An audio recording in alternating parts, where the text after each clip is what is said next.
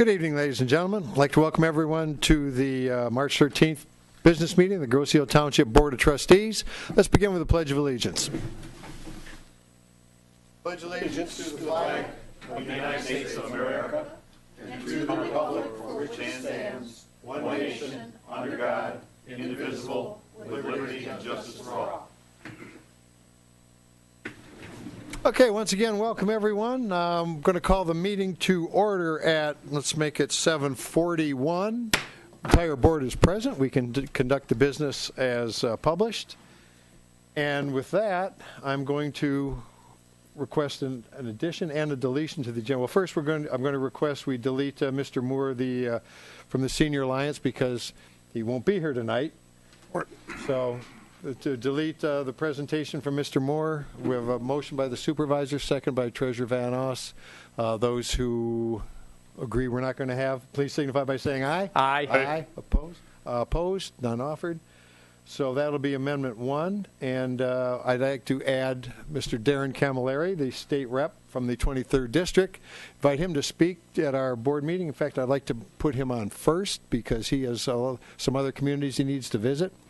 So I'd like to make a presentation ad for Mr. Camilleri. Support. Okay. Moved by the supervisor, second by Trustee Budney. Those in favor of adding Mr. Camilleri, please signify by saying aye. Aye. Aye. Opposed? None offered. Any other additions, deletions to tonight's agenda? Okay, with none offered, those in favor of approving tonight's agenda, please signify, as amended, please signify by saying aye. Aye. Aye. Opposed? The agenda stands approved as amended. With that, I'll open it up to brief public comment on tonight's agenda items. Mrs. Walker.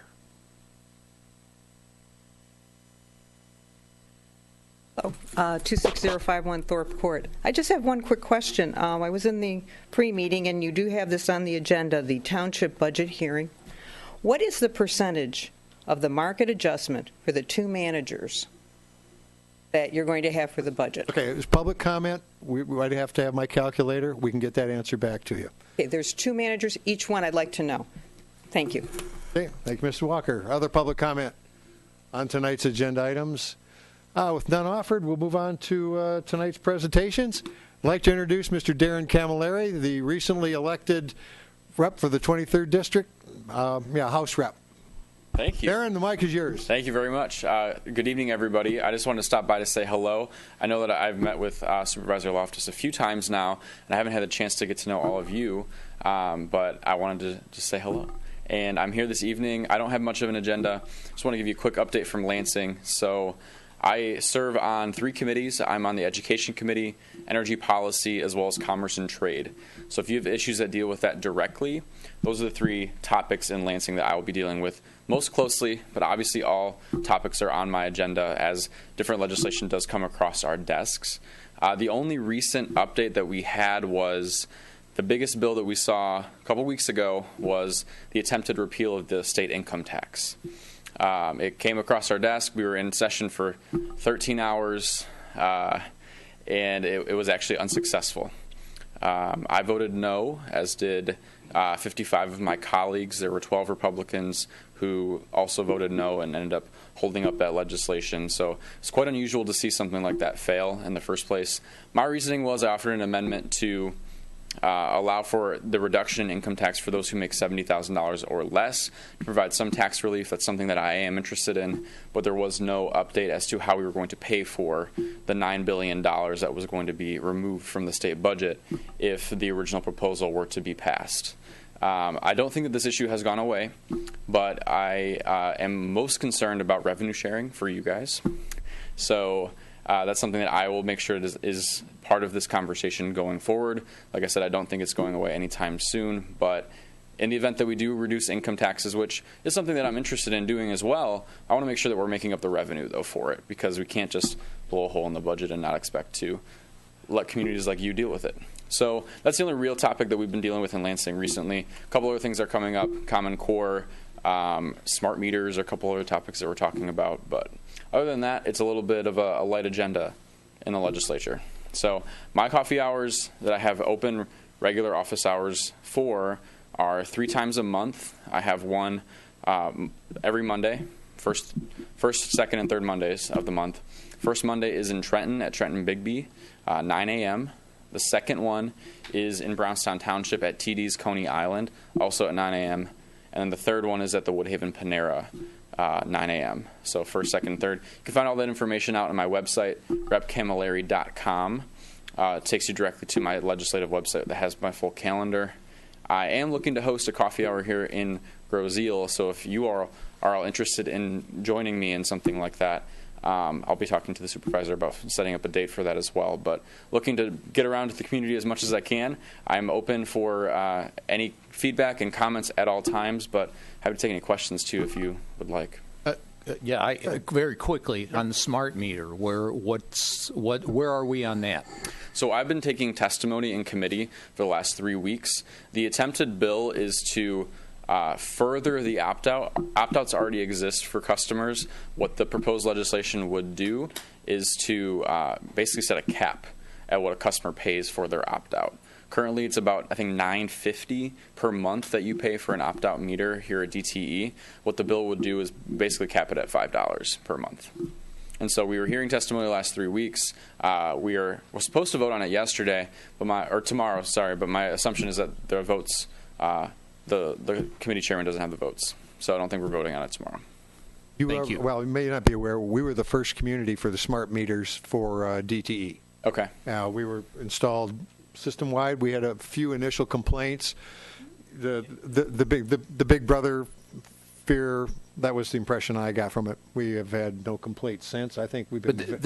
And Jim would know. This covers all smart meters, right?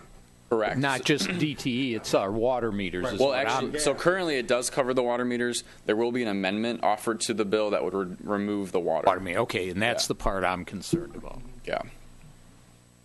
Anything else?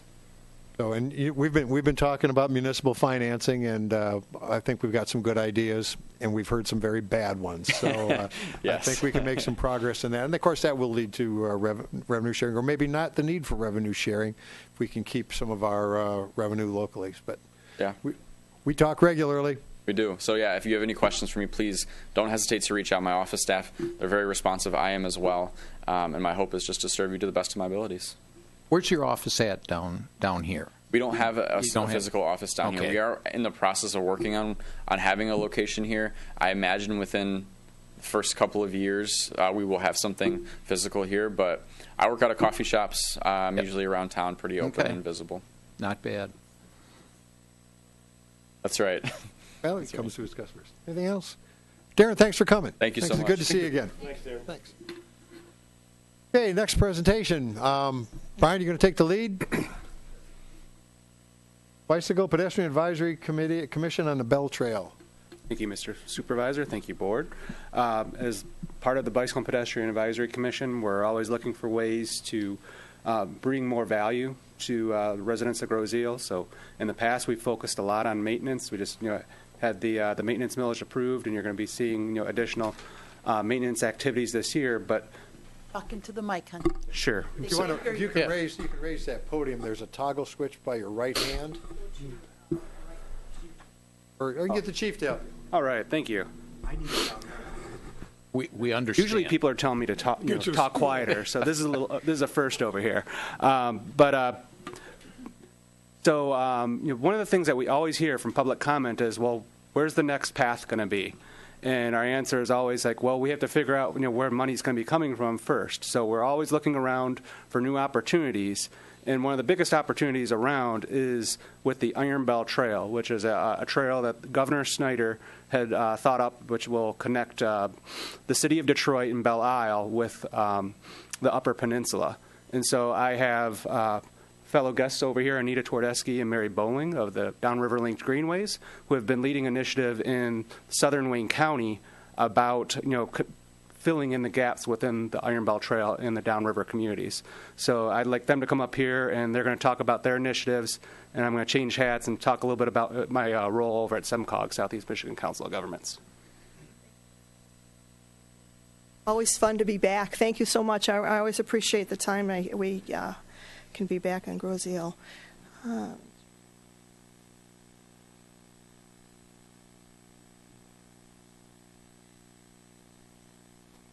control room. Oh, the monitors are back on. Sorry. Okay, can you hear me?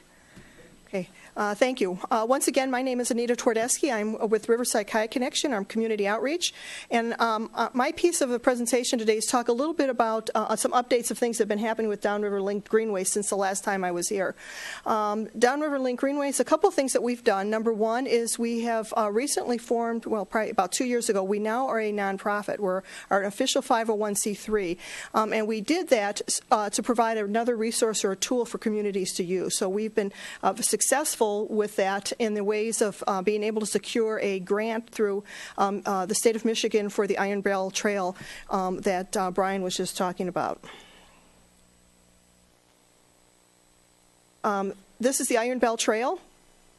And I'm now going to turn it over to Brian and let him talk a little bit. He's now going to wear his SIMCOG hat and talk about the partnership. Downriver Link Greenways Initiative, about a year and a half ago, had an opportunity to partner with SIMCOG, Southeast Michigan Council for Governments, and it's been a wonderful partnership.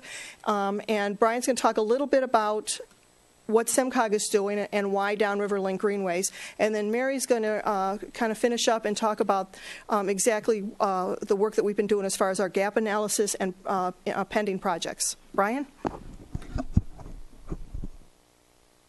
So the state is the leader on the Iron Belt Trail, so with the Michigan Department of Natural Resources. And they have gone, and basically they have specific coordinators that handle statewide activities and some that are local.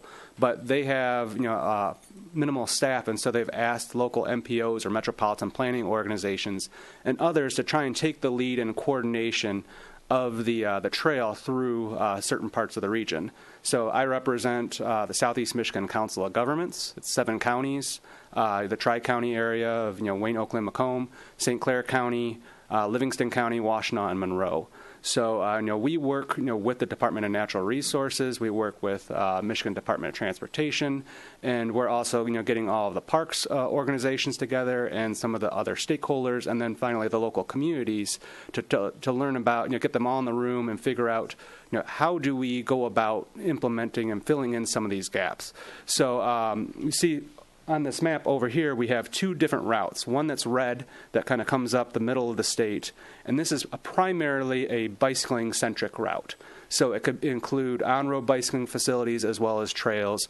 The route in blue is primarily a hiking route. So, and this is because it utilizes the North Country Trail on the western side of the state. So both trails, can be both hiking and biking. And within Southeast Michigan, as well as within the Downriver Link Greenways, the goal is to make everything be hiking and biking, so both for bicycles and pedestrians. With that being said, this trail is actually a compilation of different trails across the region. And so a lot of the stuff that's been easy has already been done. So we have to come up with creative solutions for trying to fill some of these gaps. So the biking route is about 770 miles, and 64% of it is complete. The hiking route is a little bit larger, about a little under 1,300 miles, and it's about 70% existing. Within Southeast Michigan, some of our primary areas we're focusing on is in northern Oakland County, and the border between Oakland and Macomb, and then in the Warren area into the city of Detroit for the bicycling route, and the connections from Livingston County into Washtenaw County. So over here we have the Lakelands Trail, and connects into the border-to-border trail, which connects into the I-275 Metro Trail, which is part of the Downriver Link Greenways, goes through our Metro Park systems, comes through Flat Rock, and will come up into the Jefferson Corridor. And so one of the biggest gaps is here, in the Jefferson Corridor. And I know Anita's going to be talking a little bit more about some of those initiatives in a minute. But as I mentioned before, this is a compilation of a lot of different existing facilities, including the Detroit's Riverwalk and the Connor Creek Greenway, the Paint Creek Trail. So one of the efforts is to make this have a vision so that way you can use this and take it across the entire state, but also preserve the identity of the local communities. And the local communities are the ones that decide exactly where this route will be going. So I believe it's Mary's now. Okay. Good evening. I'm Mary Bowling with Michigan State University, the Sea Grant program. As Anita mentioned earlier, she and I co-chair the Downriver Link Greenways Initiative. This is our vision plan for the Downriver Link Greenways Initiative. Everything you see in solid lines, such as this green and brown, those have all been completed. And those are the ones with the dotted lines are mostly incomplete, although these 4 dots here in Flat Rock have been completed recently, and we're currently working to complete some of the southern end of the pink as well. So we have from the city of Detroit through the Jefferson corridor down into Gibraltar and then west over to Flat Rock, we have about 25 miles of trails that are existing as part of the Iron Bell Trail. Then we have another 50 or so miles that are local connectors. So those are in your local parks. Some of the trails, like here on Groseal, only about 1.5 miles on Groseal is part of the Iron Bell, but you have many more trails in existence, and those are all part of the Downriver Link Greenway system. So Iron Bell is another layer on top of the Downriver Link Greenway system. The reason it's important to be a part of that is, this is really going to be an economic development driver for the communities. The state of Michigan is investing a lot of money in these trails, a lot of promotion through the Pure Michigan initiative. So we're I don't want to say hoping, but we're anticipating a lot more economic development for the local municipalities as a result of getting additional visitors, because these are going to be outside visitors to your communities. We're looking at ways that we can direct them to downtown areas, direct them to eating facilities, any hotels, things like that, so that people who come and do a bike trail or a hike trail for several days, think of the Appalachian Trail, and people spend their entire summer hiking the Appalachian Trail, and the state of Michigan envisions the similar thing for us here. So lots of opportunity for those communities who choose to participate in it. So a couple years ago, the state of Michigan, the DNR, offered some small grants, and Downriver Link Greenways applied in Phase 1 for a gap analysis to look at the 10 communities that are part of the Downriver Link Greenways and the Iron Bell route and identify where are those pieces that are missing. Where do we not have a trail currently? But also we looked at what was the trail makeup? Was it a shared use path? Was it sidewalk? Was it a combination thereof? So this is the overall map. Again, it goes from the city of Detroit all the way down and then over to Flat Rock, and that's the portion. Again, we had 25 miles. Of that 25 miles, there's about 1.5 miles that we have gaps. So most of it is complete. Here on Groseal, this is what the state of Michigan is deeming an option. So it's not part of the main part of the Iron Bell, but this will be part of the signage that directs people to this optional path, and to get people out to the river, to get people to downtown Groseal. And so the colored section here, where it goes from red and blue, again red and then green, yellow and blue, it's meant to be sort of a down and back. But while people are in this area, they may see other signs that direct them to do these additional loops that are outlined in white as well. So here, as part of the Iron Bell portion, 2.2 miles of that, a little over 0.5 mile is non-existent at this point. So that means somewhere along the way we have to figure out how are we going to get people from the portion that exists to another portion that exists. And that's where, the discussion with the community comes into play, because as Brian said, the community is really the one that decides the overall route. We're here to provide guidance. But within the gap analysis, each one of the 10 communities has a page just like this. This is the Groseal page.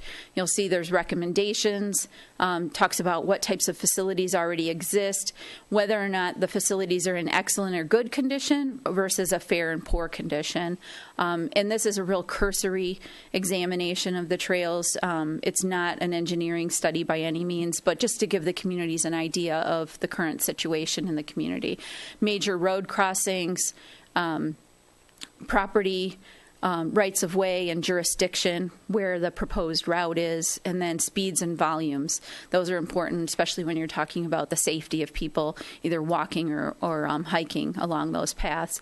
And then at the bottom of that page, you'll see there's some notes, and that's for each community. It's a little bit different. It's highlighting what you might have, assets you have in the community, maybe some safety issues that were identified by the consulting firm that did the plan, and some other recommendations specific to each community. And then on the second page of the recommendations, these are, again, community-specific recommendations, looking at sort of near-term, mid-term, and long-term, what the potential goals could be for the community. And these are there's nothing binding in it. These are recommendations from the consulting firm.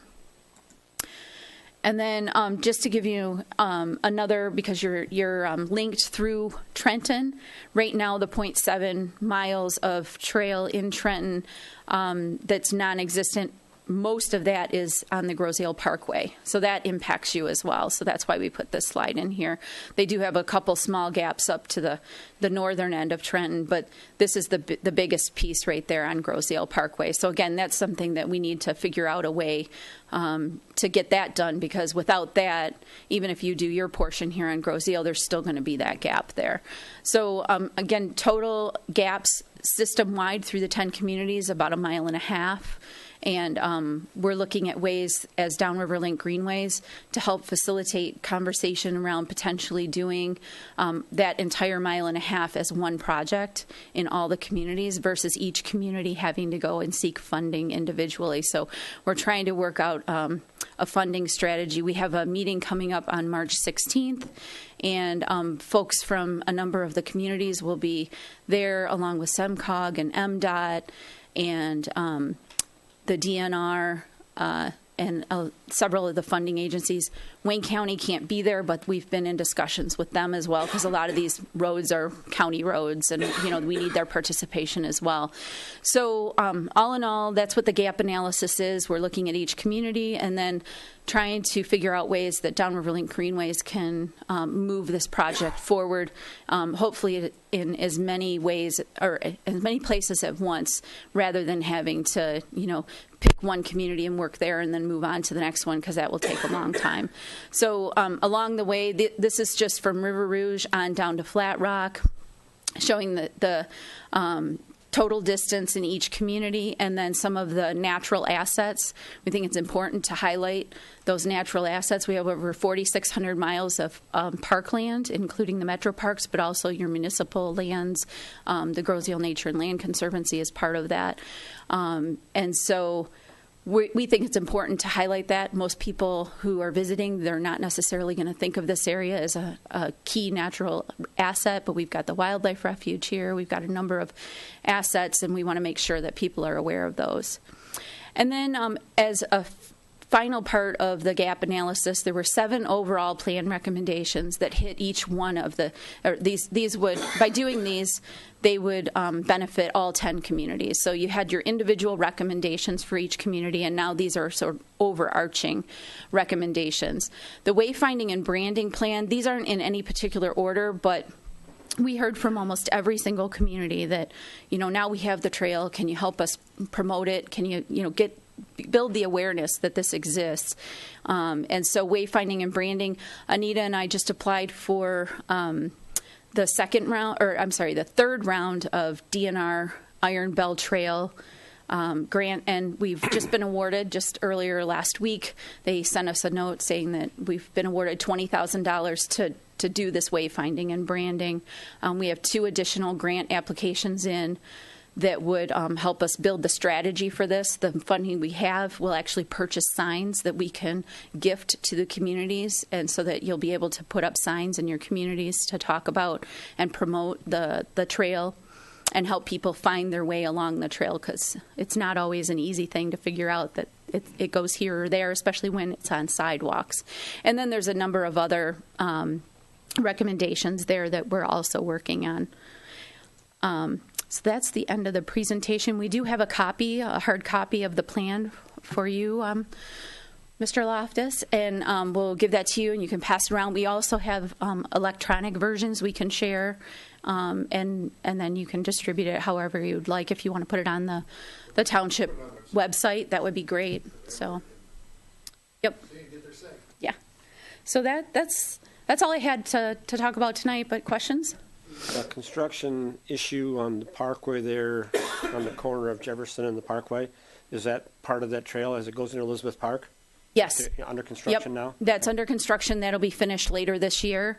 There's also a piece when you come off of Groseal Parkway, when you go to the right, Elizabeth Park is under construction. When you go to the left, that piece from the corner of Groseal Parkway to where the trail currently ends in front of the Wildlife Refuge, that's funded right now. The City of Trenton is the lead on that project, and we anticipate that that will be complete also later this year. Thank you. Half mile in front of DTE.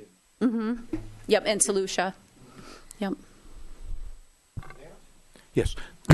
Couple questions. The trailway that's being installed right now by Elizabeth Park, is that a considered part of the Trenton project, or is that a Wayne County? That's Wayne County, but it's in the City of Trenton. It's within the City of Trenton, but it's a Wayne County is project. the lead on Right. that project. There's basically two trails. One goes up pretty much the center of the state. The other one goes off to the west, and you say that's a combination biking and hiking.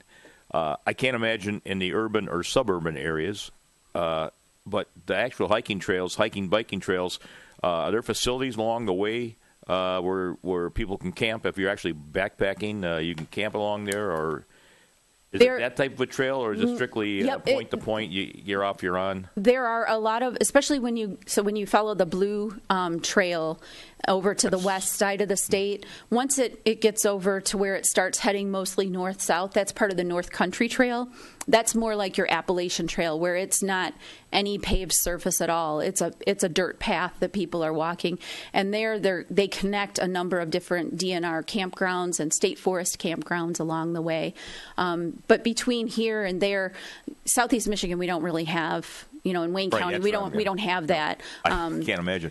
But what we're going to do is promote hotels and things, bed and breakfast and that sort of thing. The trail along 275 that's been under renovation, new construction, how close are they to finishing that? And so it's been finished from, it goes into the metro parks right now. Anita, help me. Is it Lower Huron? Yep. So Lower Huron all the way to Novi now it's completed. so that's that you could literally get on that and ride end to end.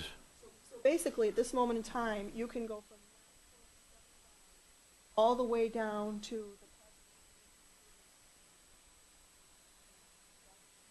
At the Wildlife Refuge. the Wildlife Refuge. Well, and then the piece Yeah. that they're doing at Elizabeth Park.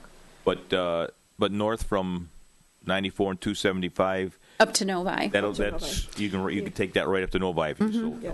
Yeah, because the northern end was actually finished first. They just completed the section from 94 south into the Metro Park just last year. Right, and then the Iron Bell Trail, Mary and I we're a little bit involved with that, but not too much. Van Buren, and that they're now looking to go west along 94 to take the Iron Bell. There's some discussion about the Belleville, Van Buren area. And are there monies available to go into local communities? Yes. Specifically, like Grosse Ile? Yeah, and actually, so the Natural Resources Trust Fund and the TAP projects, they actually receive additional points if they're part of the Iron Bell Trail. So you're still having to compete against other projects in the state, but you get more points than somebody who's not an Iron Bell Trail. The sooner you get your grant or your request for grant money in, I'm assuming the better chance you'll have of receiving that money. Right, and then the other thing is right now the DNR is actively engaging to try and garner some private funds to sponsor the Iron Bell Trail, and when those funds come in, we will be the only ones to have access to it. Only those communities along the Iron Bell Trail will have access. None of the other communities that don't have the Iron Bell will be able to access those funds, and those could be used for. Yep, but like Monroe wouldn't be able to access them because they're not part of the Iron Bell. Right. But they're working with private organizations to try and companies to sponsor that. And in addition to that, Mary mentioned that March 16th meeting. We are actually putting together, in partnership with SEMCOG, a kind of a think tank. So we are going to put together DNR, MDOT, SEMCOG, Downriver Link Greenways, and look at all the funding opportunities, put together an Excel spreadsheet, and then hopefully get that back out to the community. So the final product will be you'll have a spreadsheet that talks about when the grants are, what's due, when it's due, what deadlines are. Do you need to have who qualifies? Is it does a nonprofit have to apply? So that's another tool that we're going to be working on about the next month that we'll be able to supply to you. My last question would be the Waterways Trail. Mm-hmm. Does that in any way tie into this, or are they two separate? As far as the Iron Bell, they're two separate, but under Downriver Linked Greenways, the water trails are very important, and they're actually a product of the Downriver Linked Greenways. The water trails started because the people that were involved at the Greenway said, we've got all these waterways, let's create water trails. So not a direct correlation to Iron Bell. However, part of our work is going to include water trails. So, for example, that branding program that Mary talked about, the signage, water trail signage, and all of that will be included. Right. Thank you. Ms. O'Connor. This is probably a little bit more for Brian, but Brian and I were just discussing, too. You mentioned the International Wildlife Sanctuary and especially the Fish and Wildlife Center. John Hardig was reported in the paper as saying they expect over 100,000 people a year to come visit that new facility, the fishing pier and the wildlife area there. And I think it would be great for Trenton and Grosse Ile to work together to connect us with that trail, because I think also in that area there's very little in terms of entertainment or food, restaurant and so forth. And we have this lovely Water's Edge facility right over the bridge where you can actually see the park from the other side, right? So, Brian, when you're saying, I think as you're bringing this information to us, the more people know about it, the more interested they might get in seeing that completed. It's really exciting. What's really interesting, a couple of weeks ago, I had an opportunity to go up into Detroit. It's with the Outdoor Adventure, the state of Michigan. Took my grandkids there. I've never been so impressed about a state facility and the display that was within this building, and to see that the development along the waterway, the waters, and our bike, connecting these trails and bringing it all together, it's really pretty exciting. And when the International Wildlife Center is opened, I'm going to assume it's going to be very similar in what it offers families and adults or children, right? But it's really exciting to see the state has invested money into these type of projects to open up our waterways. And the Iron Bell Trail will be a way for people to connect through biking and hiking between the Outdoor Adventure Center and the Wildlife Refuge. Yeah, it was quite impressive. I was pretty excited about it.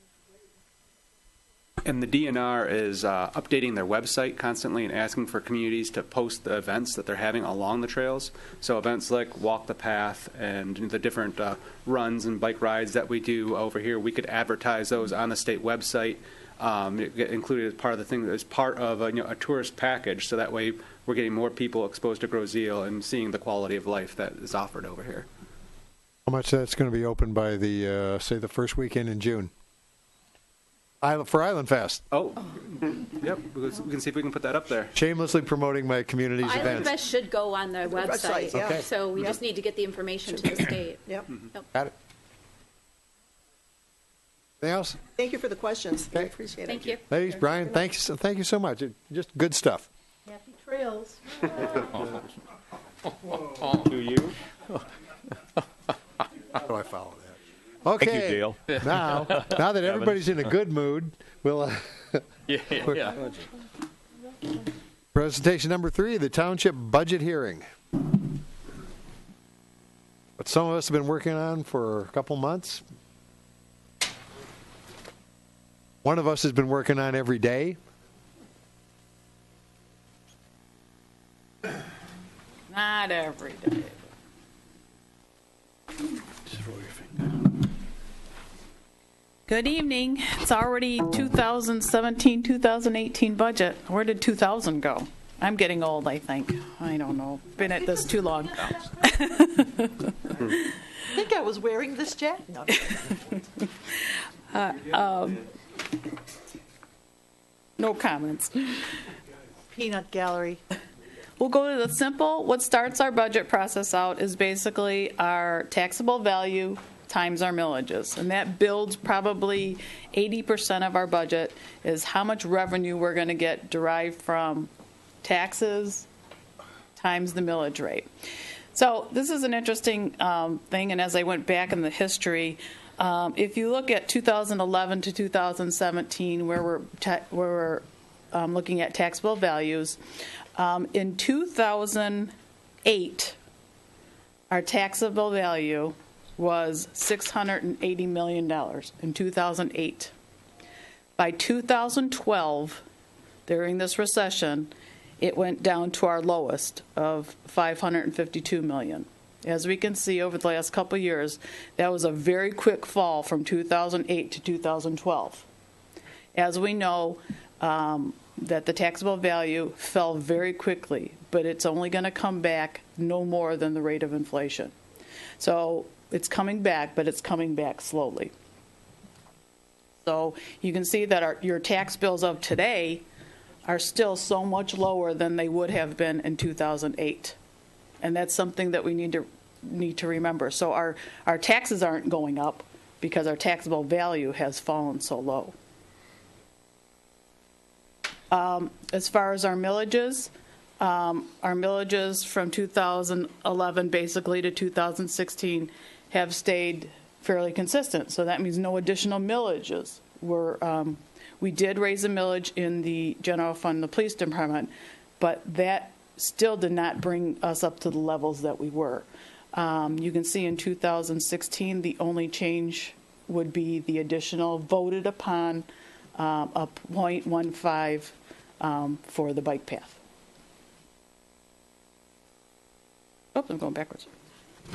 Here again is another, the only two debts that we have left outstanding were both for the SSES. We have our millage of 4.5 for the actual millage, and then we voted for an additional judgment levy of 1.9.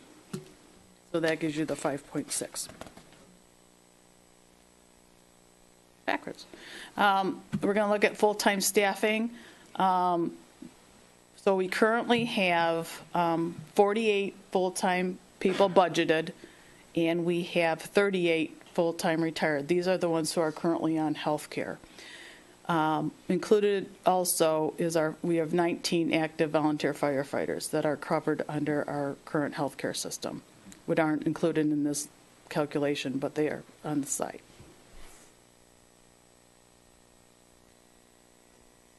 If we look at our total history wage increases for the non-union, union, and POAM, you can see over the 19-year average that wage increases were 2.10 for non-union, 2.28% for union, and 2.13 for POAM.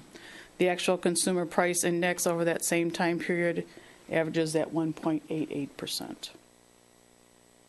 This year in the budget, we currently have a budget. It's budgeted at 2%, 2%, and 1.75.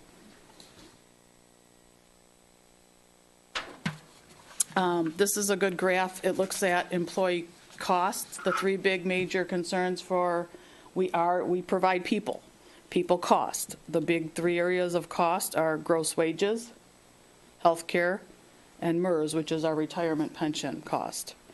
If we look at the 2002 if we look at health care, gross wages has been pretty consistent. It went up. We had a big buyout in 2016, so that made the total gross wages go up. But wages pretty much have stayed the same with little increases.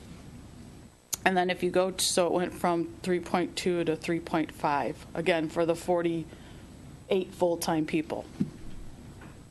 If you look at health care, healthcare has remained pretty stable. We've had some years of decreases, some years of increases. A lot of the stabilization had to do with when we incorporated the hard cap, where the cost of the township remained pretty consistent, and when it went up, the employees bared the costs.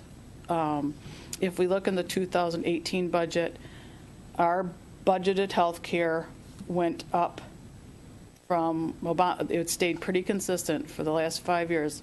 This year it went up a real amount of 35%. With our budget, we contained it to 15%. That was due to the employee, the active employees paying into it.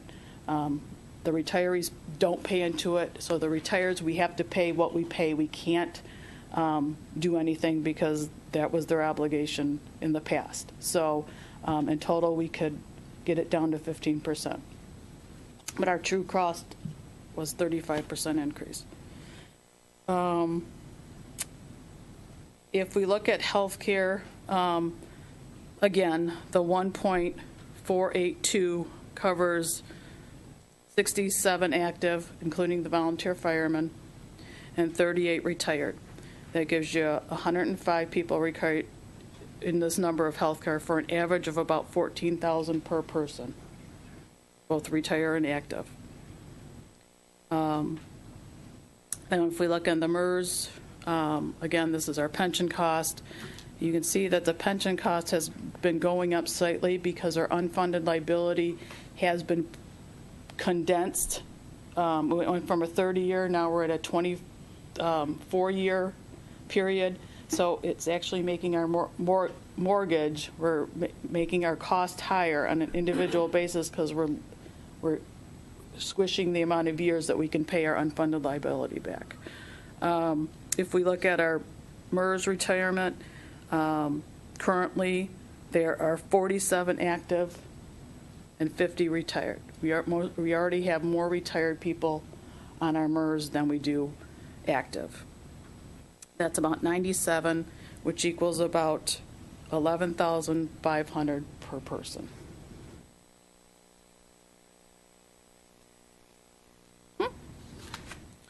We want to look at long-term debt, included in all the budgets. We have approximately $30 million outstanding. They go from, the biggest majority of it, obviously, is the tax sewer system, which is the SSES, and all the water and sewer lines. Most of this, all these first couple four are related to the DPW. So a lot of them are contained within the Department of Public Works. The building that we're sitting in, we still have a $1.6 million liability on that. So in this budget, we have a total budget included in our $25 million budget of $4.5 million just in interest and principal payments. We look at this, what's being projected. This is for all funds. So this is for all funds across the board. We're presenting, it's presenting a $25.6 million budget across the board of $9 million, which is property taxes, $7 million, which is charges. That would be your water, sewer, airport, golf, marina, pool. All those business type activities are included in the charges for services. That budget, total township budgets, went up about 3.49% from last year. This is the same thing. This is uses of all funds. These are the different areas. As you can see, there's that debt service, $4.6 million. Public Works, which is the $6.19 million. Those are your majority of where your funds come from. Fire, which is $2.8 million, and then our general fund, which is budgeted at $5.6 million.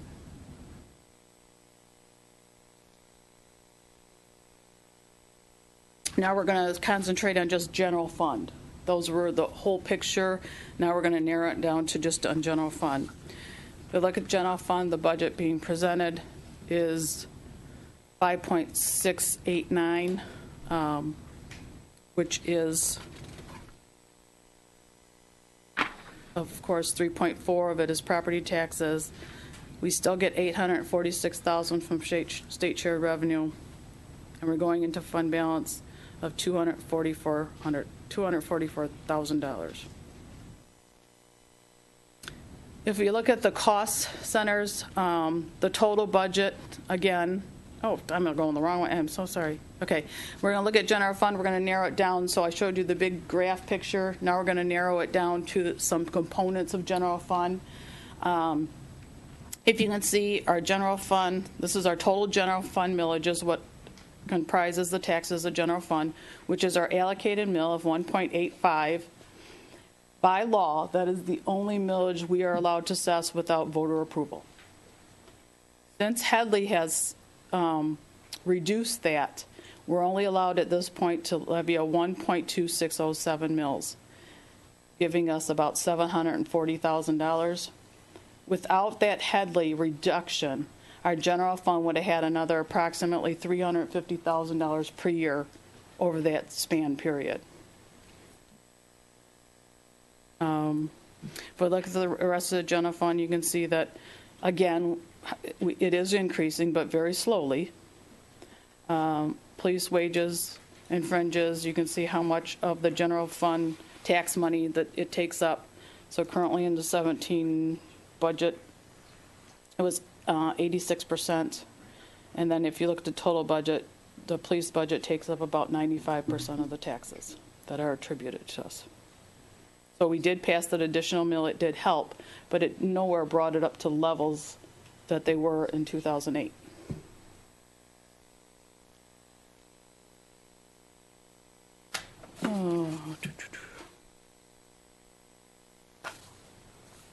Now we're going to look at the general fund uses. These are all the departments that make up general fund. It's comprised of the police department, treasurer department, clerks department, administration, which includes attorney fees, building and maintenance, supervisor, township board, communications department, community development, and the finance department. Again, the budget for general fund from this year to last year increased $37,000, or 0.66, less than 1%, as far as the expenditures. We look at some of the big items in the general fund. Like I said, there's a projected general fund deficit of $244,000. Most things in the general fund are out of our control. There's equipment, state mandated election equipment that we had to budget for, $32,000. Every 3 years, you have to do an actuarial evaluation on your health care. That's a $15,000 hit. As we looked at in the previous pages, health care went up in general fund about $92,000. And health care is always iffy to compare year after year because it's based on the composition. It's based on if someone gets married, if someone dies, so those costs don't become true costs because the dynamics of the group changes. And then the pension cost went up $79,000, and within the budget we're supplementing the restaurant payment and the interest payment for the rec department for the restaurant at Water's Edge. If you look, this amazes me, because if you look at the general fund history, if you look at our expenditures, total budget, the average over how many years? Let's say 16, 17 years. The average increase in our general fund expenditures is 1.5% on average. Amazing.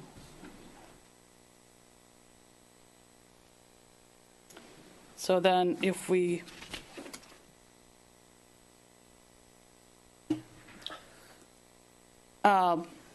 look at,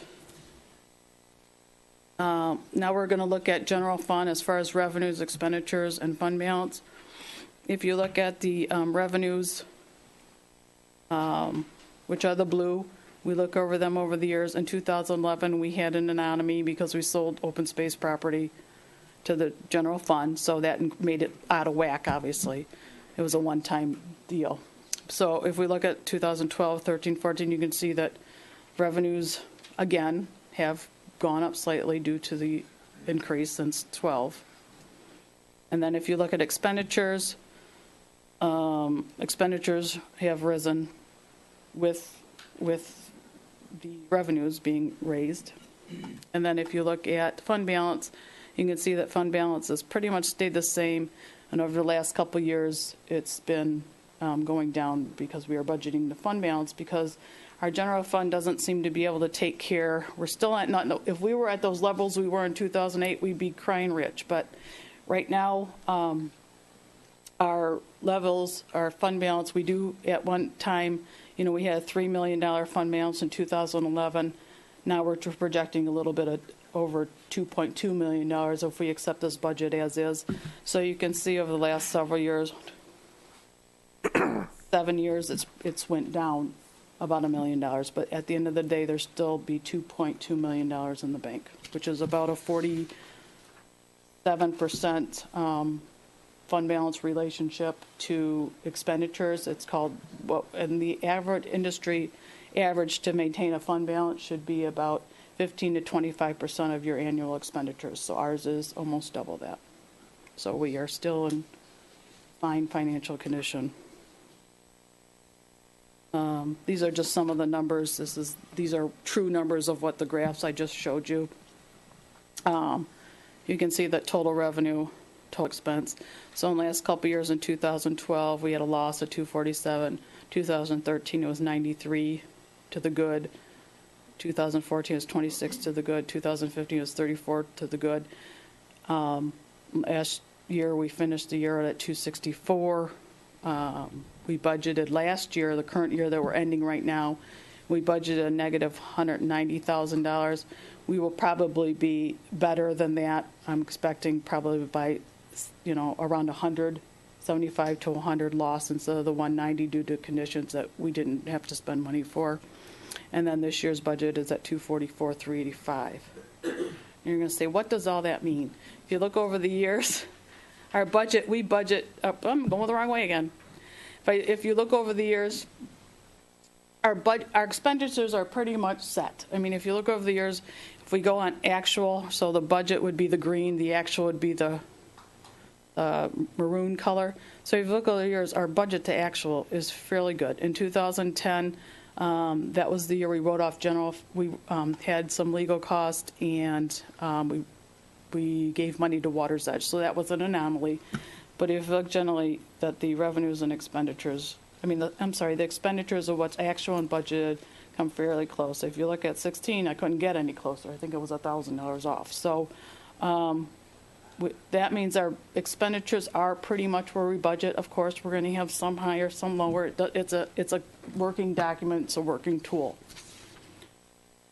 So I think that is my budget presentation. If there's any questions or...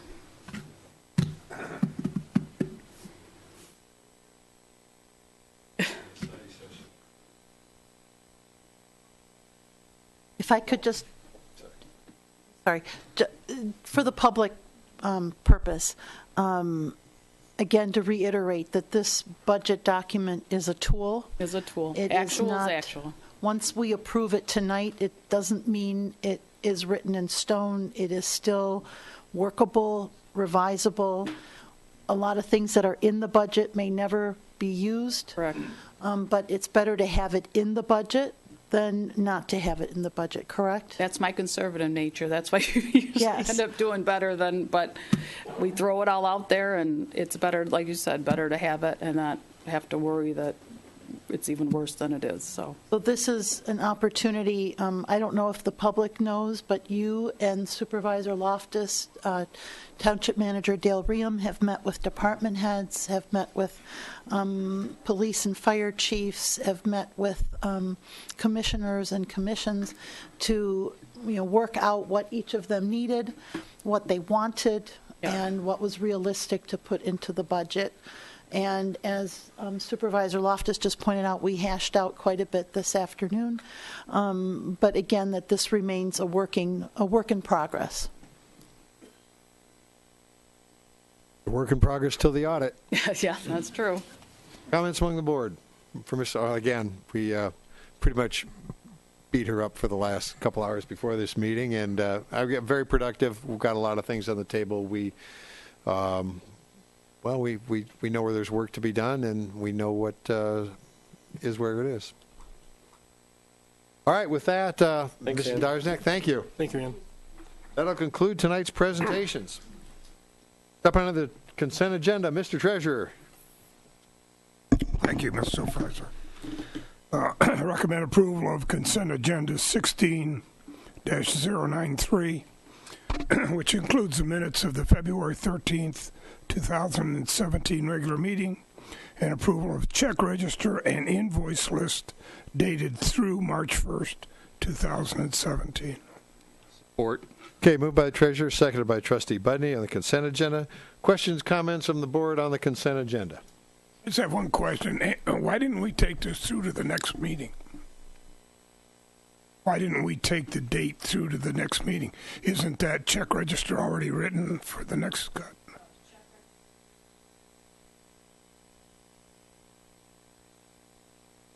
No, they don't.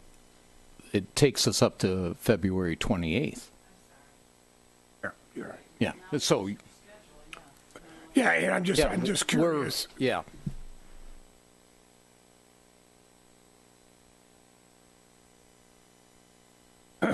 Well, I'm more concerned about those bills that are time sensitive and there's penalties.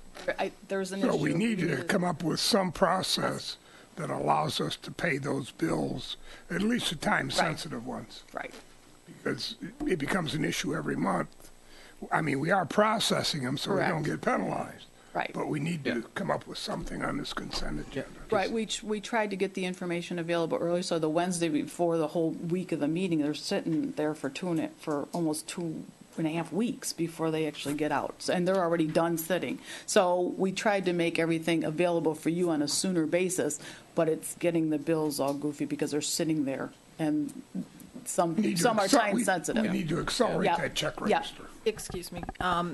The reason these And there's checks no are meeting. bogged down this time is because we did not have a February 27th Right, meeting. right, that's correct. And the bills we were not given permission to process payments at the February 13th meeting through the end of the month or through till this meeting. So we had no option except to pay we do have the policy that we pay the bills that are going to incur late fees and that are general purpose bills such as utilities and legal fees and so forth. But anything beyond that, we have to hold until you have actually approved the check register.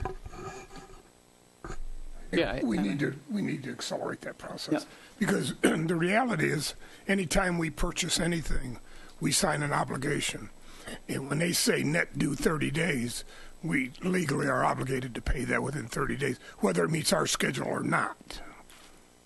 Is it, They don't charge you a time fee. I understand. We also have a net 30 days policy somewhere in our policies and procedures book, I believe. But, the fact is we can't process the checks unless they have come before you to be approved. And if there's a meeting that's missed because there's no agenda items, we have no option but to wait until the following meeting. I understand that. But I think we can amend that process. is it possible that we can actually do a policy to handle administrative checks, or that you handle, like as you were saying, constant checks administratively between meetings? Yeah, that's being done. Yeah, I mean, we're really yeah. doing it, but I think there's a hole there. Well, I can understand that you didn't process them, but why aren't they before us? And looking at that gap, why weren't they here for us to approve? Because we didn't have a meeting. We have a meeting today. Yeah, they're here. I mean, this is all but we're now into the 10th. Right. It should have been up to the 10th. Yeah. Right, I agree. Yeah. I agree. Oh, yeah, the packet. See, they Your didn't department, get Mr. your Treasurer. packet. Yeah. You did. Their packets. Remember the pack? We changed all that. So, Okay. yeah, so I don't know what's going to be with the checks. Yeah. Okay, so You we do. have the treasurer is going to Yes. bring us something that'll make this work better. And with that, we'll have the motion approval. Further comments on the Just consent one agenda? last. This is the first time I've ever seen a gap. we're usually right up to date, so I don't know that it's a big problem. Right, we try to Okay. accelerate Yep, the that's all. meetings. All right, That's with all I have that, to say. Yep, no, that's right. those in favor of approving the consent agenda as discussed, please signify by saying aye. Aye. Aye. Opposed? None offered. The consent agenda stands approved. Moving on to tonight's action items. Business meetings, that's my department.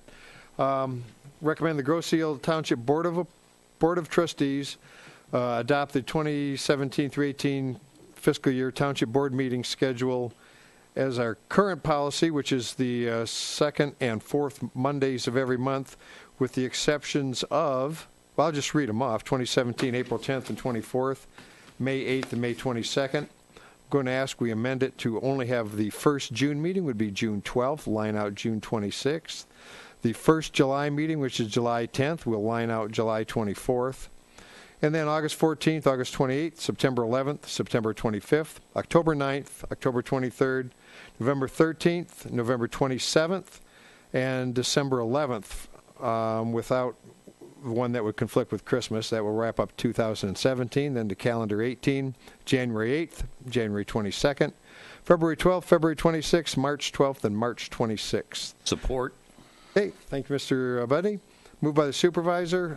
The reason, well, I said December, the Christmas conflict, and we did it last summer.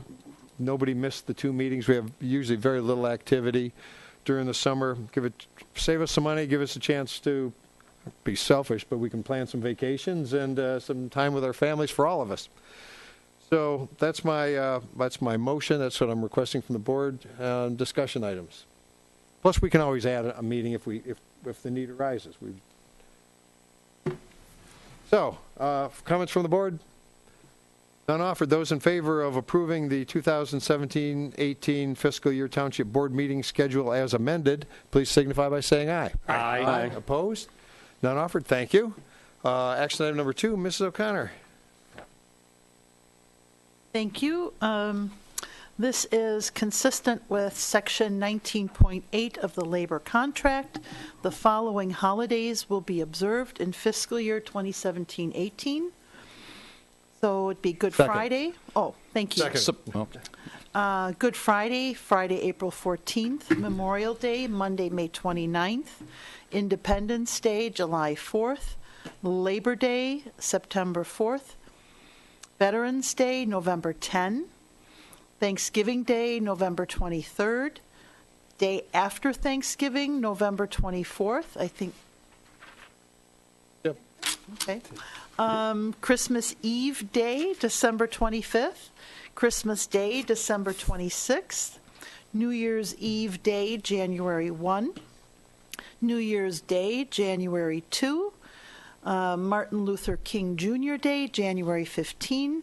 And President's Day, February 19. A little Christmas, so Christmas falls on a Monday, so we're Monday and Tuesday?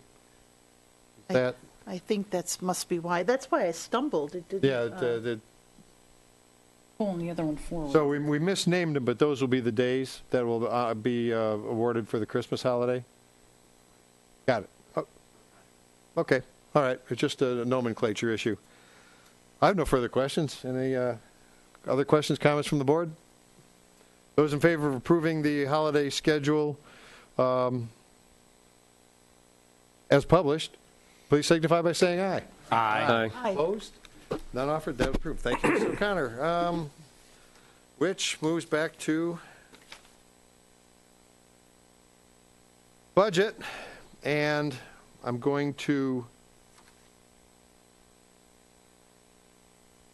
Well, let me to adopt the annual fiscal year ending March 31st, 18 combined township budget, and I'm going to request an amendment of the 1.58. Put it in right now for the non-union personnel pay raise of 1.58, which dovetails with the current consumer price index, and to adopt this. Effective April 1st, 2017 through March 31st, 2018. Okay, moved by the supervisor, seconded treasurer.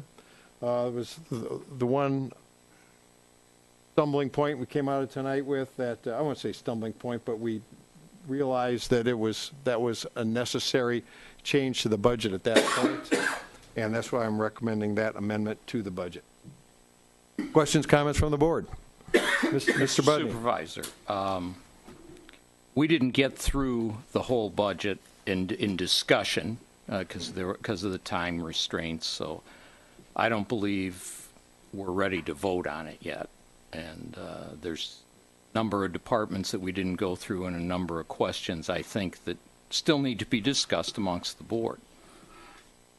Well, again, it's a working document. The only thing I think that we would be difficult to amend passing the budget or would be a pay scale or maybe a benefit. Benefits aren't changing. Pay scale, I kind of want to capture it now. Everything else is open. I understand it's open, but it's always harder to go back than to go forward. If there's something in there that says, well, we're going to do this or we're going to do that, it's in there if we pass this budget, and then passing the budget and then turning around and taking it out doesn't make a whole lot of sense to me. I'd rather things that are in question, I'd rather get those questions out, have them discussed amongst the board. If the board says no, that stays, then that's what the majority says. But I don't think you pass the budget and then go back and start taking things out. Well, I myself have a number of questions that I didn't get to bring up in the study session yet. So that's just my feeling. Okay. Other questions, comments from the board? Yes, I'm not going to repeat exactly what Trustee Budney said, but a $244,000 deficit, and we haven't even covered a tenth of the as a board, we have not covered a tenth of the proposed budget. I'm just not comfortable at this point in time to put that additional debt on this township without further discussion. Okay, other questions, comments from the board? All right, well, we have Mr. Supervisor, I'm new to the board, obviously first term, but I spent in excess of a dozen hours going through 105 pages of the budget. I have a number of questions, and Mr. Nelson in our study session suggested properly that we should look for ways to reduce costs and to find a priority for among those reductions.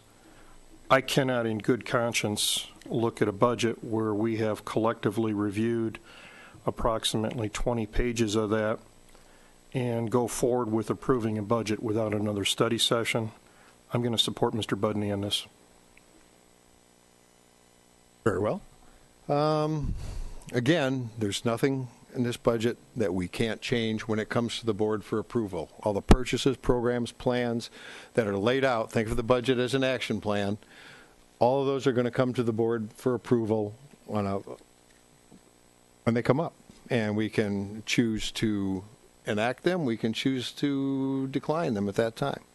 Brian, so Mr. Nelson. This has to be approved by the 31st of March? Yes. So we do have a few days to talk about it? We have, well, yeah. We have, and then bring it back to the second meeting this month? Is the How 27th? many meetings do we want to have? I don't know. Well, I mean, it's, to call a meeting, to get the board, I got to post for a minimum of 18 hours. So we can't do them every night. No, I don't. Ann and Dale, our annual meeting is on what date? 27th. March 27th. 27. March 27th. That's the next scheduled board meeting, correct? Mm-hmm. What happens if the board does not approve a budget at this meeting or at the next meeting because it did not get through the entire document as a unit? I think the state has done it before. Don't they sit there until it's approved? So it might be a long, otherwise doors shut. I mean, that's, right. Is that real? I don't know, but that's what the state does. Yeah, and Ann is willing to sit. I'll sit down with any member here for whatever time it takes. Again, if 2 or 3 of us meet, we don't have to post. We get together, we can hash it out. We can call each other names and eventually wrestle to some kind of solution where everybody's equally unhappy. But Well, as those of you who sat with us for the last study session, we went through the document as a group and we got through less than 20 pages. I think our biggest differences are philosophical, and we'll need much longer deliberation, I believe, than we will ever have in a study session or prior to solving. I think it will take longer to solve those philosophical differences than it will for us to approve the budget and to talk about these things afterwards. I see the budget as a work in progress. I see that it is not written in stone. I have no objection to having another meeting and having a study session to discuss further, to maybe see if we can get through another 20 pages. But some of the things we discussed are not going to be solved in that short a time, and we'll take the board some deeper consideration. So I personally have no problem moving forward tonight, but it already looks like 4 people have spoken against it. But either way, I think we have a solid document to work from. And the differences that we were talking about really relate much more to philosophy of running the township than they do to the budget. So that's my 3.5 cents worth, cost of living increase included. Saying it's philosophical differences is fine. What it is a not being comfortable with the entire document as a board, and a deficit as large as it is. Philosophy has nothing to do with it. It's a $244,000 deficit that the majority of the board is not comfortable with, and the questions have not been answered. Mr. Treasurer. Just a couple of comments. I sat through the study sessions. I've sat through several meetings with Ann. This has been an ongoing process for probably 6 months since the last board meeting, and to think for 1 second that this hasn't been studied and beat to death is pretty ludicrous in my mind. The supervisor's responsibility to present a budget to the board. The board can or doesn't have to approve it. That's entirely up to them. I have a tendency to agree with Clerk O'Connor that probably if everybody would say what they really meant, we could probably get through this thing. But that's not happening. The questions are coming at the last minute.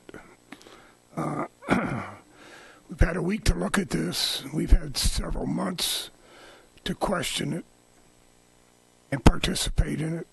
None of that was done. So I'm going to vote to approve the budget as it sits, in deference of going through several more meetings that probably won't accomplish much. But it's unfortunate.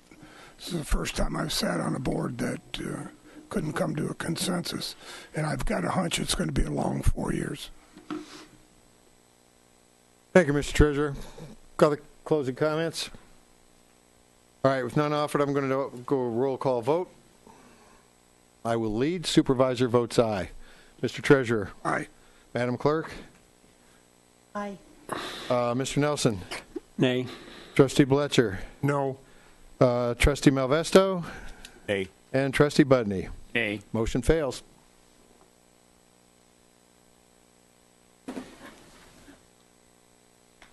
So, moving on.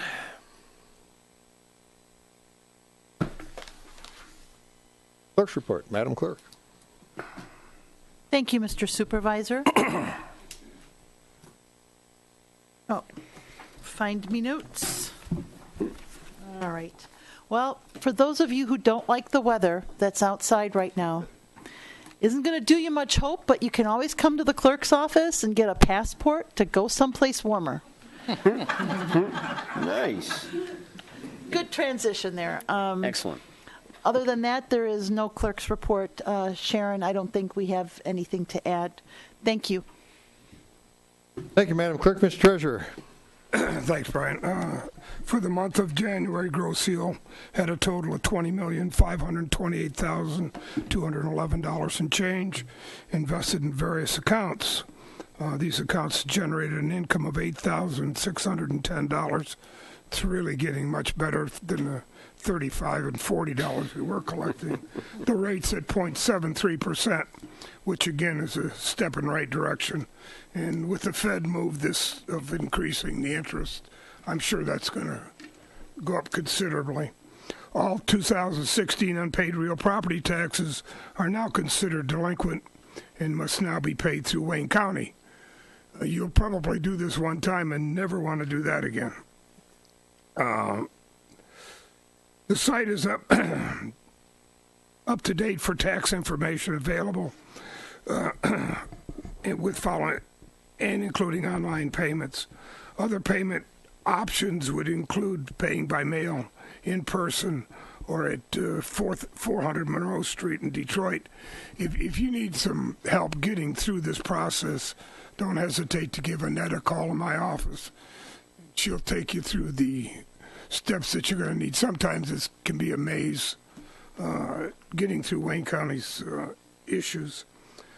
Treasurer's Office has begun to compile its tax roll and settle the balances for the 2016 tax rolls with Wayne County. As of March 1st, we have collected 97% of the total 2016 rolls. Mike, do we have a meeting this month? Okay, we have a Commerce Park meeting on the 20th. Also, I don't know if Jim knows this, but I talked to Orenda and requested some low-sided dumpsters be placed at the DPS building.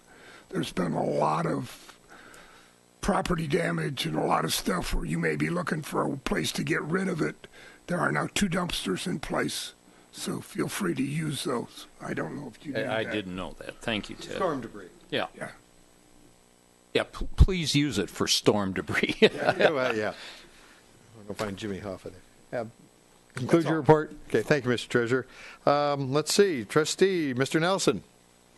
Thanks, Mr. Supervisor. There's a Island Fest meeting this Wednesday night here in the boardroom at 7:30. And there is a rec commission meeting a week from this Thursday. I don't know the date off the top of my head. I knew it, but it's left my brain. So whatever a week from this Thursday is, there's a rec commission meeting here in the boardroom. Sorry for no date and no help. 23rd. 23rd. Thank you, Mr. Buddy. Done? That's it? Okay, thank you, Mr. Nelson. Move on to Trustee Malvesto. I'm sorry, I do not have the next BPAC meeting date in front of me, so I apologize for that. Going forward, the fire department, as we're all well aware, there was a big windstorm last week. Created a lot of damage. There were a lot of downed trees. The firemen were out there. They had somewhere 36 or 37 calls removing downed trees across roads.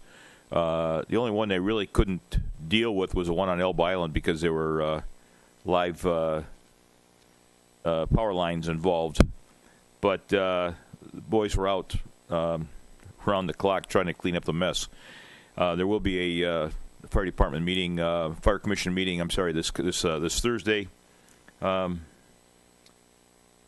As always, a big thank you to the volunteer firemen for all the work they do, the time, the effort they put into it. It's a pretty thankless job when you're working around the clock. But I know the residents all appreciated it. So thanks, guys. Hand to you. That's about it. Okay, thank you, Mr. Malvesto. Mr. Budney. Thank you, Mr. Supervisor. Just as a follow-up for our fire department, that tree with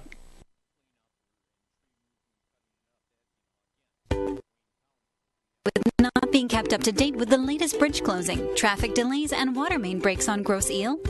This app changes everything. Gross Eel Connect is designed to provide you with a mobile web page. No ZBA, please try and contain yourself. No ZBA meeting this month. And that's all I have. Thank you, Mr. Budney. Mr. Bletcher. Thank you, Mr. Supervisor. I have two reports, one for the open space greenways. We had a special study session last Tuesday regarding the closure of the Ferry Trail, as it's popularly known as. That is the trail that runs from Gage to Lowry, just a little bit east of the canal. There has been property that was purchased by a individual who is going to be building 2 homes on that. That is private property, and the trail does run across that property. The purchaser has indicated that for liability and other reasons, including privacy, they no longer wish to have the trail run across their property, and in fact, it is my understanding signs have been posted and that there have been barricades of sorts erected to prevent the usage of that trail. It is private property, and we are looking, exploring several options to realign the trail so that we could have a trail that in fact moves from Gage over to someplace else on Ferry. That is in the works. We are studying the options and hope to have something done within the next several weeks, certainly before the summer weather. It is a popular trail. There's also consideration about putting a loop trail at some point in the woods open space between Ferry and Island east of the canal. And we're also moving forward on our due diligence with Elmore Meadows. Mr. Ream has been terrific help with that, and we look forward to going forward on that to complete what is required as good stewards, as well as for the township's liability purposes. Regarding the police department, we have our monthly meeting tomorrow night, March 14 at 7 p.m. in the Public Safety Building. As always, public and everyone is welcome to attend, and would hope that we would have some people there that would see what we do. Last month, we drove 13,600 miles, which is approximately 100 circuits for the entire month. You have a car driving by your house on average about 3 times a day. We had 640 calls come in, of which 22 were alarms, 32 were rescue. We had 52 911 calls. And for those that believe we are writing way too many tickets, I would indicate that we passed out 128 verbal warnings, which is a pleasant request not to do it again. Our deer car crashes are down from 2016. We had 7 year to date. We have had 1 this year, which I believe is a reflection on the culling. Chief Porcerelli explained last month, and that is a significant reduction. February training for 2 of our dispatchers, without mentioning our names. One of our dispatchers had 2 classes, dispatch certification and emergency medical dispatch. She was in the 90th percentile in both of those classes.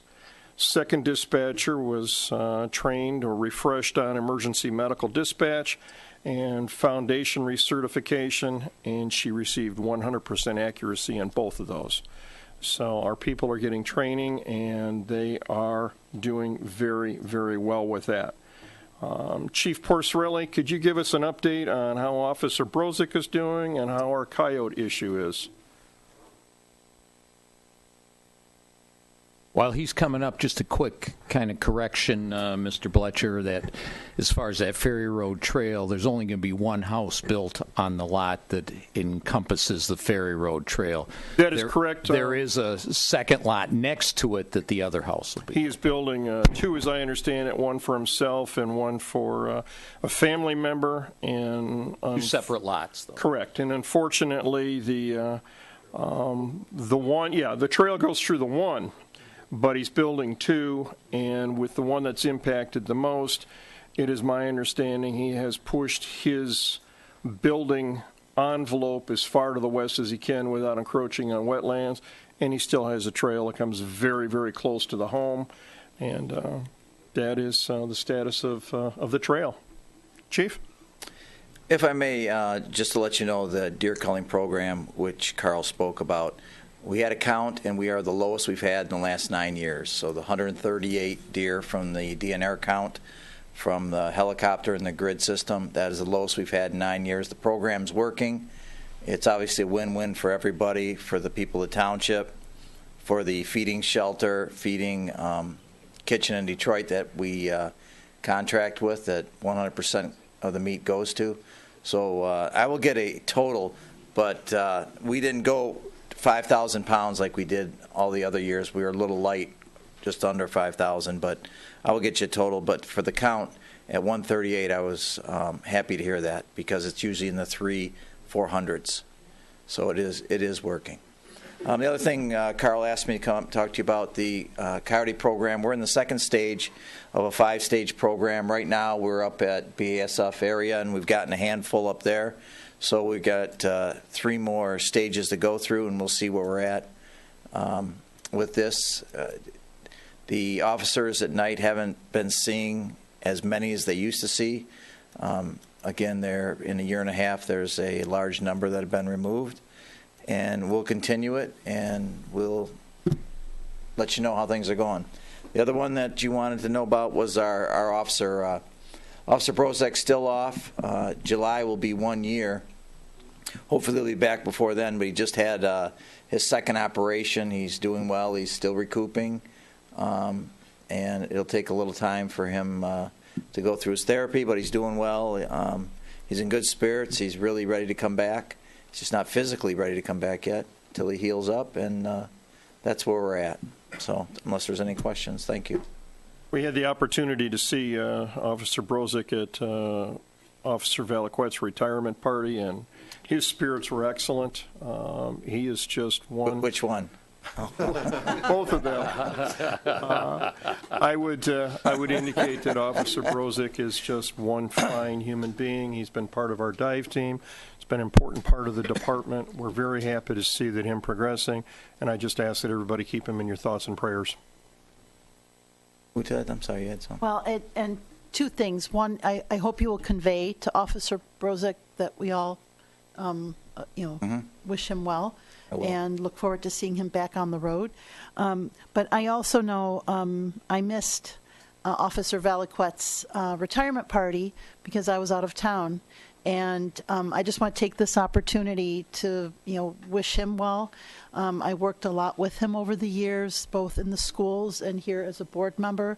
The kids really respected him, and he made a big difference. And so I'd just like to publicly thank Officer Valiquette for his years of service. Thank you. All set. Thank you. Carl? All set. Okay. Thank you. All right. Thank you, Mr. Bletcher. Moving on. Township Attorney. Nothing?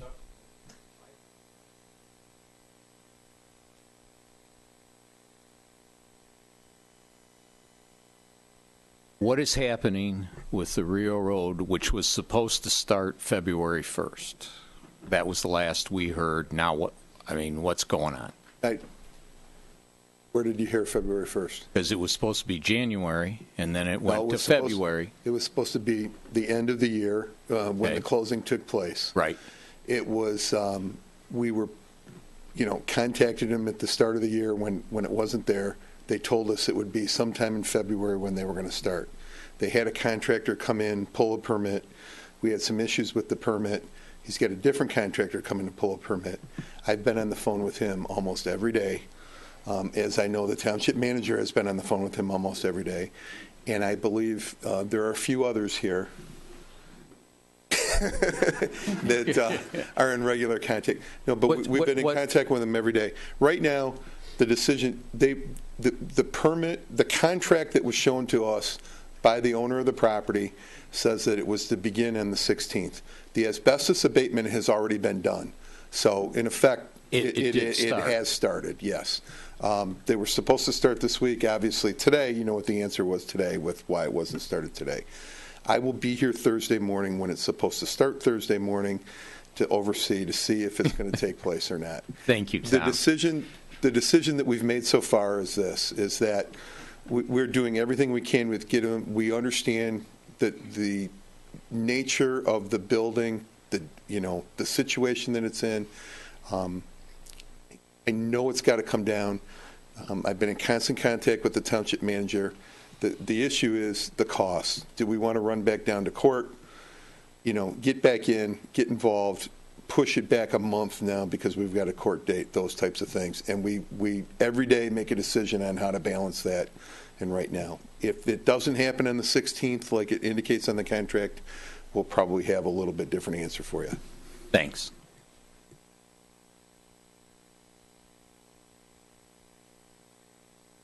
Okay, thank you, Mr. Assorti. Township Manager, Mr. Ream.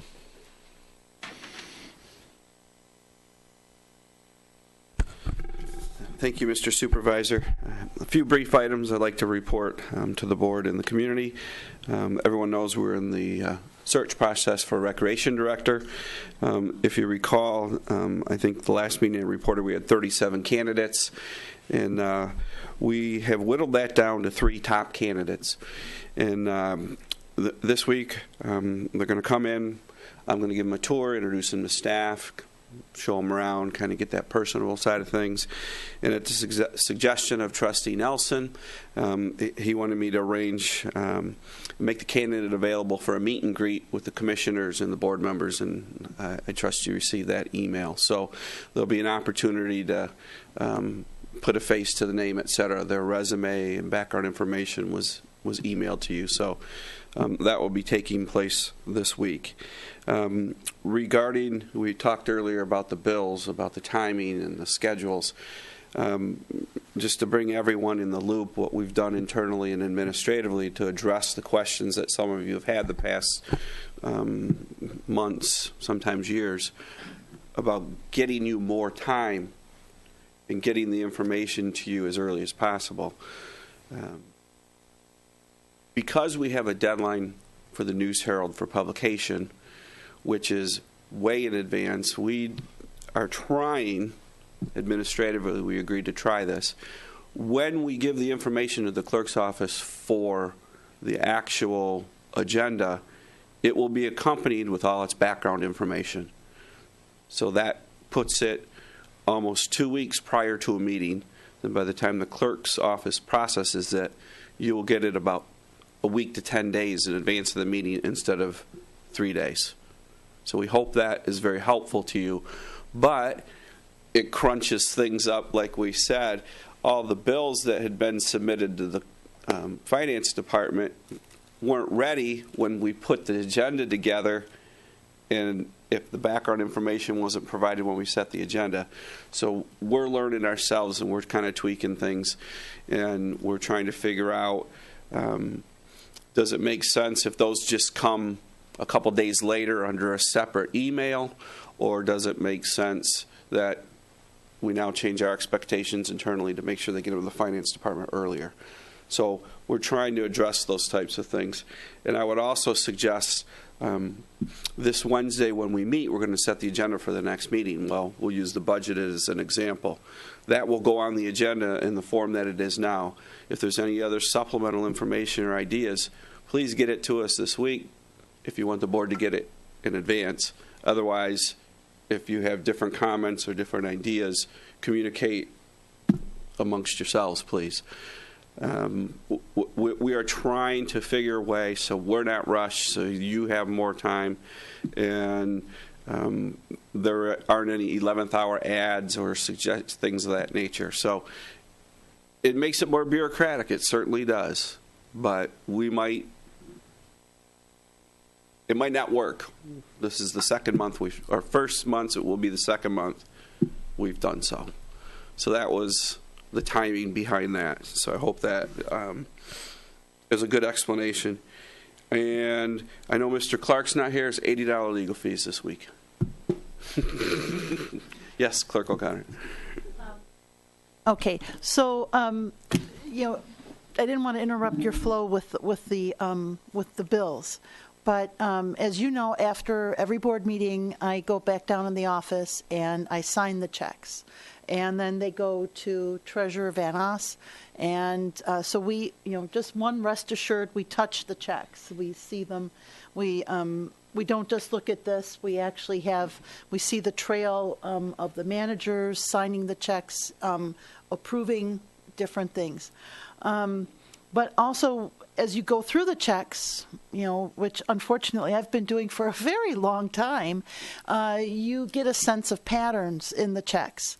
And there are probably 90% of the checks are the same check week in, week out. So we always have the health benefits, we always have uniforms, we always have electric and gas and things like that. The big ticket items are almost exclusively health care, insurances, vision, Blue Cross Blue Shield, our communications technologies, and gas, electricity, etc.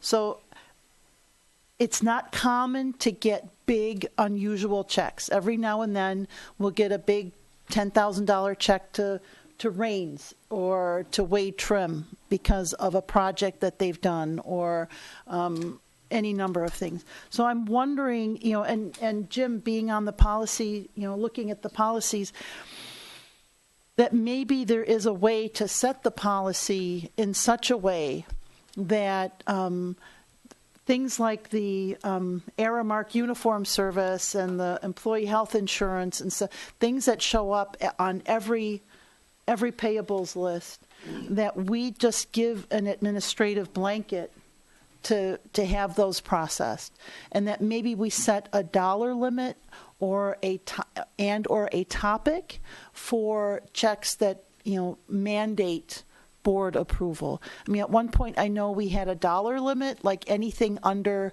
$5,000 didn't need certain bids or whatever. I mean, I know that's somewhere in the policies, so that maybe it's possible to make it easier to pay out the bills that need to go out on a regular basis, and that things that stand out, things that we might have objections to. I mean, for the most part, we look at the hardware store bill, and it might be $100, but when you look at it, it's screws, it's this, it's that.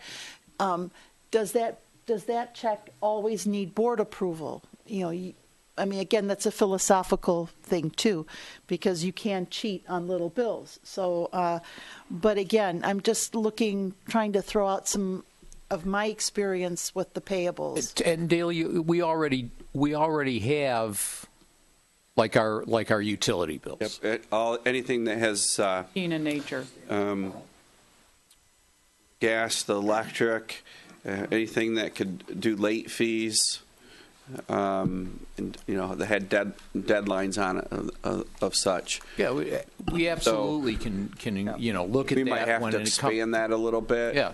And that might be the answer as well. Yeah, that it might be an easy, an easier answer that way. And just expand on what we have, and I've noted it here. When we get to that part in P&P, we'll look at that. We'll be asking Sharon to come in, to talk to us. Well, she, and mostly right for us. We need to think Ann, how that goes. Sharon's biggest problem is getting me to come in to sign them. And trust me, I don't like to have them stamped. It looks good to know that someone has physically signed a government check. So, and a former employee many years ago actually complimented when I think Laura Trompetta, do you remember? And she's like, I can't believe you sign every check. And it's like, well, what do you think we're, supposed to do? But yeah, we'll definitely take a look at that. Nothing else. Thank you. That tricky button again. Thank you, Dale. All right, bunch of odds and ends. First thing I'm throwing out is I'm ready to start calling special meetings. I'm not going to be March 31st staying up till midnight getting this budget passed. So trustees, all members of the board, I'd like to have a first study session meeting later this week. Sometime we don't have a conflict. Let me know when you're available. Let's plan on 90 minutes, starting, say, 7 o'clock to 8:30, that kind of time frame one evening this week. We'll see what kind of, and have your concerns ready to discuss. Some things that can if there's something that can take a big chunk out of that budget, let's work on the big things. So I'll be waiting to hear from all of you. And let's see. Okay, they covered the timing on the checks. All right, now more funner stuff. First, let's see. Every Friday evening during Lent through April 14th, fish fry dinner at Sacred Heart, Knights of Columbus. It's more than just a fish fry. It's almost a full service menu. Stop by. It's you'll see all your friends there. Okay, speaking of Easter, the Easter egg hunt, Centennial Farm, April 8th. One session at 9:30 and another session at noon. See, it shows $8 per child, including lunch, and $4 for an adult meal. You do need to register because it's limited access. And GroSealRecreation.com or call the rec department 675-2364 or stop by. It's at next door to Smokies. Okay, the Senior St. Patrick Day Dinner, March 15th, 12:30 at Centennial Farm Activity Room, $10 per person, advance registration. Okay, more fun stuff. Yard waste, as we were talking about the dumpsters. Yard waste is pickups also starts on April 3rd, so if you can't get it over to the dumpsters we're providing for you, yard waste starts up again, 32-gallon containers or the paper bags, but please keep the weight under 50 pounds. Along those lines, Wayne County Household Hazardous Material drop-off Saturday, the 22nd of April at the Romulus Civic Center parking lot. It's out by the airport. And next item, Dump the Junk, Find a Treasure. We'll be on May 20th, May 21st from 9 a.m. to 9 to 4 each day, sponsored by Open Space Greenways, and it's the DPW parking lot. So there's 3 opportunities to get rid of all the stuff as you plug along through spring cleaning. We're also cutting down trees, open space locations on East River south of Manchester and on Meridian Road south of Meridian School. Contact Margie, fill out the appropriate permit, and have that on you while you're over there cutting, and be careful. 9 a.m. to 5 p.m. per the Greenways Open Space Committee. Still be careful. I want to throw out thanks to everybody who helped their neighbors through this windstorm. Our firefighters were out there. Our DPS was out there. We had people, lending generators, lending a hand, looking after each other. And especially I want to throw out big thanks to Northridge Church. Pastor Copeland opened his doors and opened a warming center. Certainly a more comfortable environment than our training room. So I don't know how many customers he had, but Pastor Copeland, thank you for opening that up to our community. Okay, let's see. And other things I've been doing. Let's see, on the 6th, Monday, had lunch with myself along with the other mayors and most of the other mayors and supervisors in the Michigan's 12th District with lunch with Debbie Dingle. 2 big topics. So we try to get away from the local issues and stick with the federal things that she has impact in. And topics were water, clean water delivery, the lead copper rule, what's the EPA going to impact on water that we're delivering, and even longer and more heated was what do we do with wastewater, and how much do we have to pay, and where is it going? When is the clean water rule? When is the EPA, Michigan DEQ? When are we going to have guidance? What are they going to have guidance? So good, productive meeting. I was surprised. Maybe I shouldn't have been surprised, but all the other executives had the same concerns. All their communities are worried about the same thing. It was a good, productive meeting. So followed that by the state of the county with Warren Evans over in Dearborn on Tuesday evening. A lot of the same people there. Listened to Warren Evans. Good presentation, the improvements, and we can all see it. I mean, things are certainly getting better in this area. There's room for things to get even better still, and I think Warren Evans is working in that direction. My concern with Mr. Evans, I've been to a couple of I'm not going to call them hostage sessions anymore, his municipal finance seminars.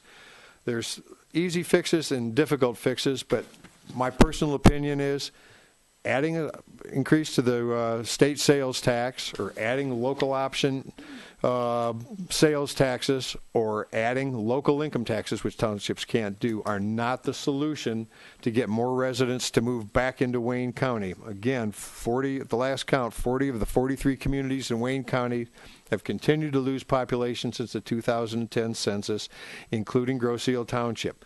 We want to make this county attractive. And he's doing a lot of things that are, but additional taxes could be the tiebreaker for somebody to go somewhere else. So I'm trying to steer him away. And Mr. Camilleri is very receptive to ideas. Primarily, I want him to remove the last vestiges of Headley. Topic of a longer conversation. Okay. On the 8th, Wednesday evening, we had the Customs and Border Protection were here, along with Grosse Ile Yacht Club, Fort Yacht Club, and your township. We hosted an educational seminar for boaters who plan to go to and from Canada. Had about 40 attendees. It was pretty full. The presentation was put on by Supervisory Patrol Agent Brian Behan and covered a lot of things. I mean, I thought I was pretty knowledgeable, but there's a lot of other things that you need to know that are going on as to why the border security is where it is. If you want to, it's easy to go to Canada by boat legally. It's a little more challenging coming back, and yes, you can take your chances and hope to sneak back in, but there could be serious consequences. I'm recommending, per that meeting, is if you're going to boat to Canada, get your Nexus card. Get your Nexus. It makes it easy. It makes you legal. It also gets you through TSA pre-check at the airport, gets you through the Nexus line at the bridge. It's good to have. So that's my recommendation. That was everybody's recommendation coming out of that meeting after we learned what can happen if you want to cheat the system. And finally, good news, I just got this today. National Council for Home Safety and Security, Grosse Ile Township, safest community in Michigan, over 10,000 persons. And it's the second safest, well, they said it was overall, when that included communities down to 5,000 people. So, Chief, thank the guys for me, everybody else, because we have a community that just doesn't look away from crime and nasty people. Give yourselves a pat on the back. Concludes my report. Let me know when we're available for special meetings for study sessions to get this budget.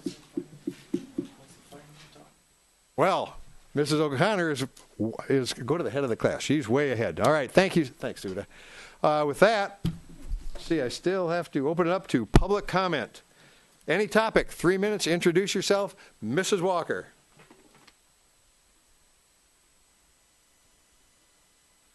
Court. First of all, I really want to thank you, Carl. Every year, or every meeting I come to, I hear about the fire and all they've done, and I never really got a detailed list of what the police do.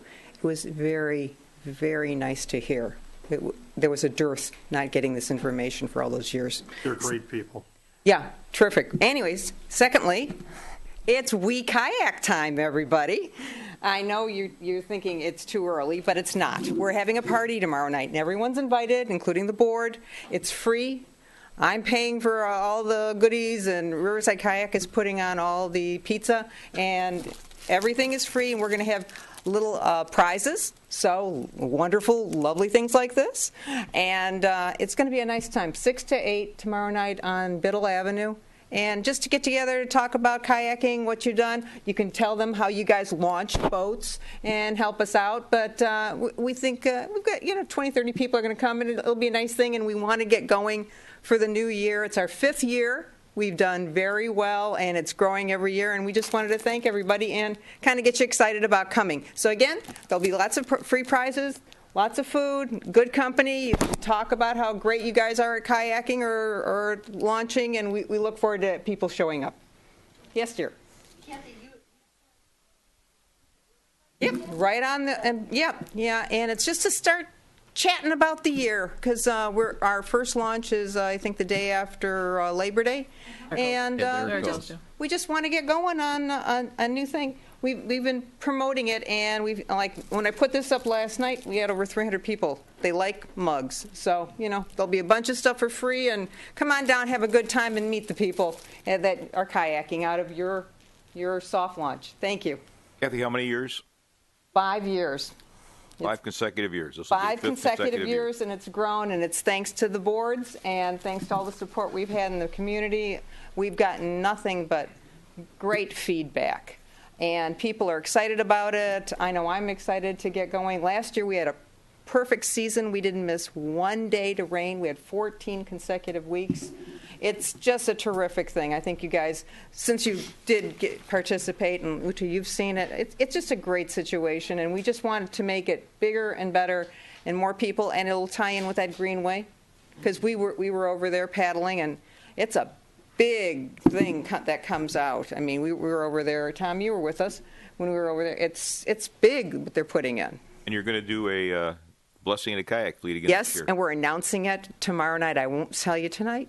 And we're going to announce it tomorrow night, and then I'll put it on, and I'll send it to Ted. And by the way, Ted is in the hospital. He is, I talked to his wife today. They're testing. He's got some back problems, but he's okay. When I heard hospital, I went crazy. But anyways, he's doing fine, and they'll find out what's wrong. But anyways, I hope to see some people there. Like I said, it's free. Come on down. It's going to be a nice time. Bye now. Thank you, Ms. Walker. Further public comment?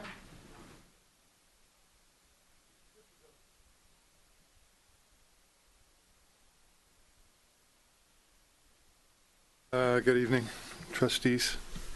Craig Pilkington. I live in my wife's house on South Point, as I think most of you do. Tonight I wanted to address something that I've addressed in the past several times, although it doesn't seem to be in the minutes, with our Open Space Committee. And the last time was prior to the newest iteration. And it had to do with ensuring that we're going through the proper testing, dotting the I's, crossing the T's, prior to the time we even enter into negotiation phases for acquisition of property. And the suggestion was made sometime in 2015 that we take a very close look at the all appropriate inquiries rule that was promulgated by the EPA, and make sure that that is part and parcel of the qualification process. And it has not been done as of yet. I don't think there is a hard policy relative to property acquisition that governs the open space program. And I think there's some question as to whether or not we have, as a requirement, looked for phase 1, phase 2, and those types of tests in the past.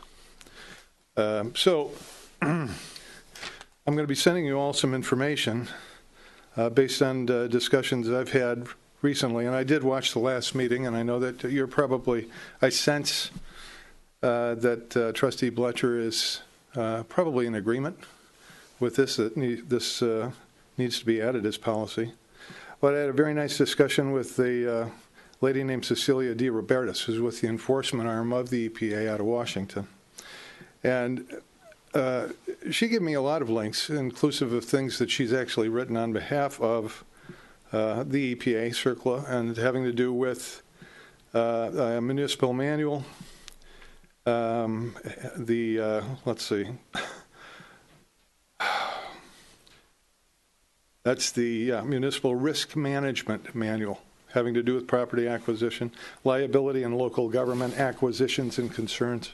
I don't know that it's a lot to ask of Board of Trustees to actually go through that educational process. I don't think that our Open Space Commission has ever gone through that educational process, but I think it can only serve to protect the interests of the taxpayers of Grosse Ile in the long term if we take the time to do that in the future. So I will be sending this to you, and that is the extent of my remarks for tonight, and I hope you will consider it. Thank you, Mr. Pilkington. Other public comment? 2, 3. None offered. Mr. O'Connor. I just saw Mr. Heil